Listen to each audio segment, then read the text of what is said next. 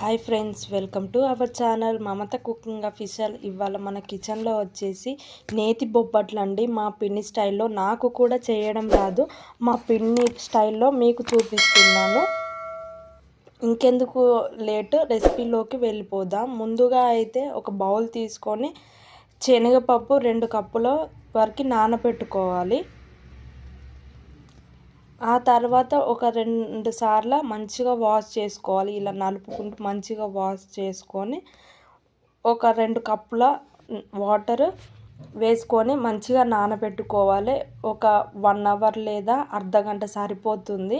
పైనుంచి మూత పెట్టుకొని పక్కకు పెట్టుకోవాలి. ఆ తర్వాత ఒక మిక్సింగ్ బౌల్ తీసుకొని 3 కప్పుల మైదా పిండి తీసుకున్నది మా పిన్ని.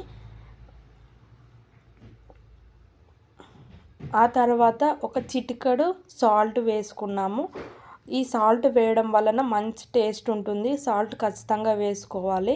ఆ తర్వాత మంచిగా కలుపుకొని కొంచెం కొంచెం వాటర్ పోసుకొని స్టిక్కీగా సాఫ్ట్గా వచ్చే వరకు మంచిగా కలుపుకోవాలి. ఆ తర్వాత కొంచెం ఆయిల్ కానీ నెయ్యి కానీ ఒక 2 టేబుల్ స్పూన్లు వేసుకొని మంచిగా కలుపుకోవాలి. ఇక్కడ మాకు ఏమైందంటే పిండి అనేది కొంచెం లూజ్ అయిపోయింది. లాస్ట్కి ఏం చేసామో మీకు చెప్తాను. మీరు మాత్రం ఈ పిండి కలిపేటప్పుడు ఆ పిండి అనేది కొంచెం చేతికి ఇట్లా బంక అంటుతుంది కదా, అలా అంటేటట్లు చూసుకోండి. అలా అయితేనే మంచిగా వస్తాయి. మాకు మాత్రం అలా జరిగింది. ఆ తర్వాత శనగపప్పు కూడా ఒక 1 అవర్ వరకు మంచిగా నానబెట్టుకున్నాను. ఆ తర్వాత కుక్కర్ తీసుకొని శనగపప్పు వేసుకొని శనగపప్పుతో కూడా అందులో నానబెట్టిన వాటర్ కూడా వేసుకొని ఇంకా ఎక్స్ట్రా వాటర్ 2 కప్స్ వేసుకున్నాను. ఆ తర్వాత ఒక 3 విజిల్స్ వస్తే సరిపోతుంది. మనం గంట నానబెట్టుకున్నాం కాబట్టి ఒక 3 విజిల్స్ వస్తే సరిపోతుంది. ఆ విజిల్ అనేది పోయాక ఒకసారి ఓపెన్ చేసి చూసుకుందాం. చూడండి, పప్పు అనేది మంచిగా ఉడికింది. ఇలా ఉడికితే మంచిగా సరిపోతుంది. నెరి మెత్తగైన పిండి అనేది జారిపోతుంది, టేస్ట్ బాగోదు.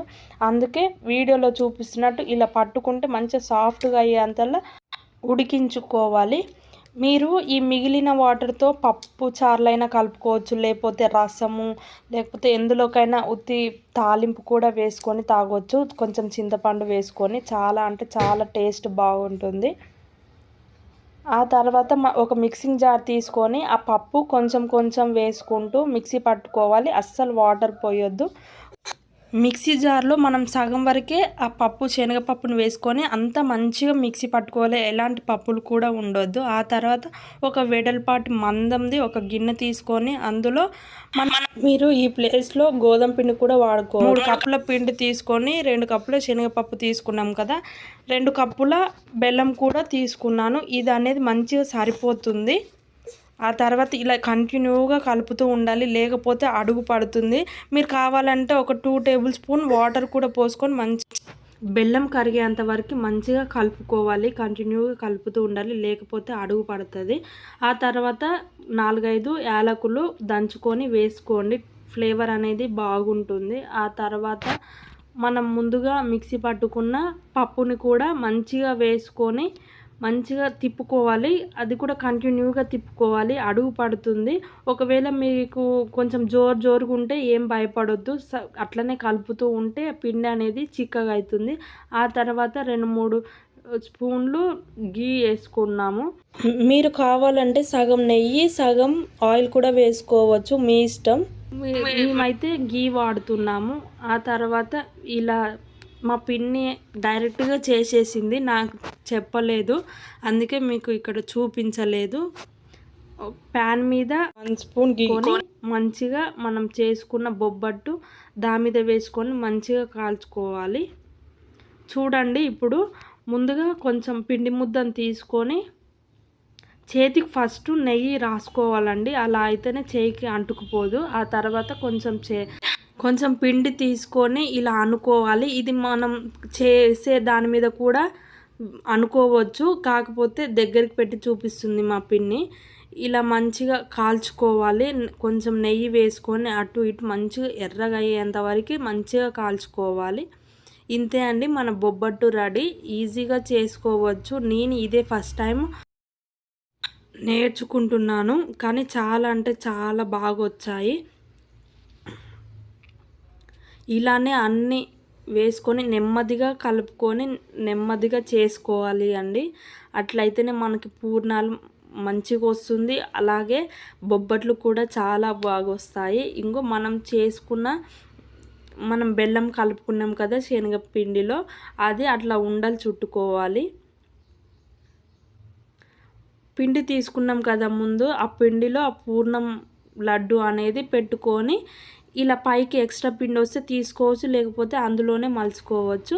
ఇలా ఒత్తుకోవాలి, నిమ్మలంగా ఒత్తుకుంటుంటే మంచిగా వస్తుంది. అలా కాకపోతే మీరు పూరీ ప్రెస్లో కూడా చేసుకోవచ్చు, ఈజీగా ఉంటుంది.